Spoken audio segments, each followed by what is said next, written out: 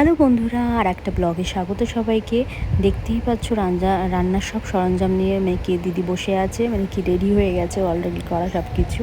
কাটাকুটি যা ছিল, ওদিকে সোয়াবিনটা ভিজিয়ে রেখে দিয়েছে, এদিকে হচ্ছে আজকে শুক্তো হবে স্পেশাল কিছু। তো অনেক দিন শুক্তোটা খাওয়া হয়নি, সেন ও বললো হ্যাঁ মেয়ে শুক্তো করবো আজকে। তো আমি বললাম ঠিক আছে কর তাহলে।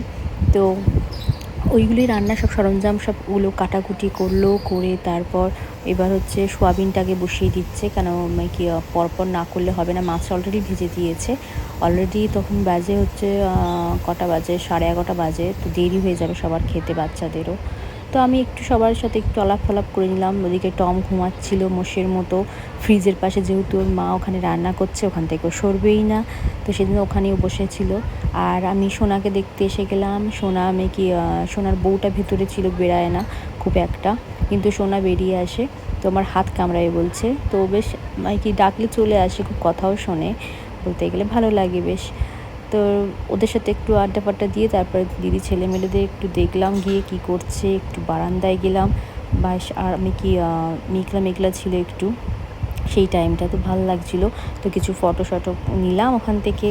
নিয়ে নেওয়ার পর তারপরে দিদি মশলাটা করবে শুক্তোর, সেটা আমি আবার করলাম, দেখছিলাম কীভাবে করে, কী মশলা দেয় ওর মধ্যে আমি জানি না বলতে গেলে। তা আবার রাঁধুনি নাকি ছিল না, রাঁধুনি ওই জোয়ানের মতো নাকি দেখতে হয়, আমি জানতাম না। তো ওটা নাকি ছিল না, তো ওটা ছাড়াই করলো, করবে বললো। আর ঠিক আছে ওটা ছাড়াই কর। হ্যাঁ, এমনিতেই ভালো লেগেছিলো আমার বলতে গেলে খাবারগুলো।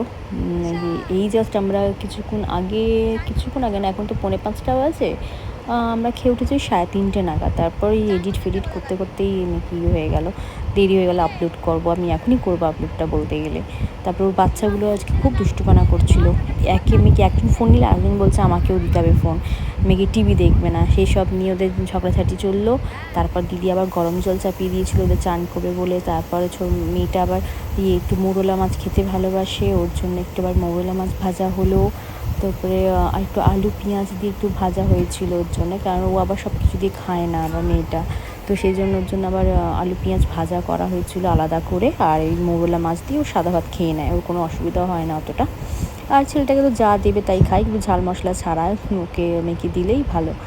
তো আমি আবার একটু ওদের সাথে আড্ডা মারতে চলে এলাম, ওদের ঘরে দেখলাম কি করছে না করছে। ডাকতে এলাম, তোমার চান করার জন্য কেউ উঠবে না। তো যাই হোক, হ্যাঁ, তারপর আমি শুক্তোটা দেখলাম, দিদি তখন বললো আমি তো চানটা করে আসছি। হ্যাঁ, আর আমি যে ঠিক আছে যা, কেন বাচ্চাটাকে নিয়ে চান করাবে, একেবারে চান করি, ও নিজে চান করবে। ততক্ষণ আমি শুক্তোটা একটু দেখলাম। ও সব বসিয়ে টসিয়ে গেছিলো, শুধু মশলা দেওয়া বাকি ছিল।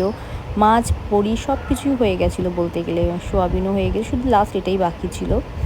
আর মশলাটাও দেখলে তোমরা ও সব করে দিয়ে গেছিলো, আমি শুধু সেদ্ধ হয়েছে কিনা একটু দেখছিলাম বলতে গেলে। তারপর হয়ে গেল, আমরা খেতেও বসে গেলাম তাড়াতাড়ি।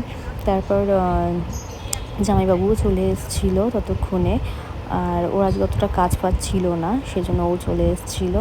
তো একসাথেই আমরা তখন ওদেরকে খাইয়ে দাইয়ে নিলাম। তোমার একজনকে আমি খাওয়ালাম, ছেলেটাকে। আর ছেলেটা বদমাইশি পানা করে মাঝে মাঝে, নিজে নিজে খায়, মাঝে মাঝে নিজে নিজে খায় না। তো ওটাকে আমি খাওয়ালাম, আর মেয়েটাকে দিদি খাইয়ে দিয়েছিল, কারণ নাহলে আরও দেরি হয়ে যাবে, অলরেডি 1:30 তখন বেজে গেছিলো। তো সেই জন্য ওদেরকে খাইয়ে দাইয়ে তারপর আমরা বসে গেছিলাম তাড়াতাড়ি করে খেতে।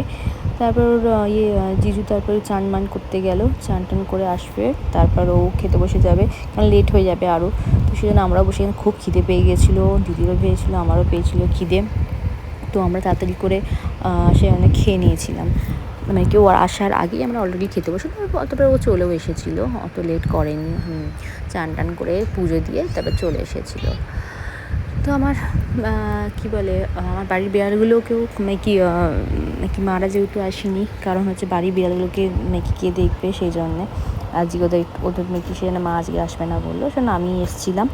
তো এসে খাওয়া দাওয়া, সোয়াবিনের ডালনাটা দারুণ করেছিল বলতে গেলে। এসব খাওয়া দাওয়া করে উঠে 3:30 সময় উঠলাম বলতে গেলে, 3:30 পরই হয়ে গেছিলো। তারপর একটু বারান্দায় গিয়ে একটু দেখলাম, ভেবেছিলাম ছাদে যাবো, একটু মেঘলা যেহেতু, তারপরে যাইনি, ভালো লাগেনি। তো এখানেই আমি ব্লগ শেষ করছি। ভালো লাগলে প্লিজ সাবস্ক্রাইব করো, টাটা।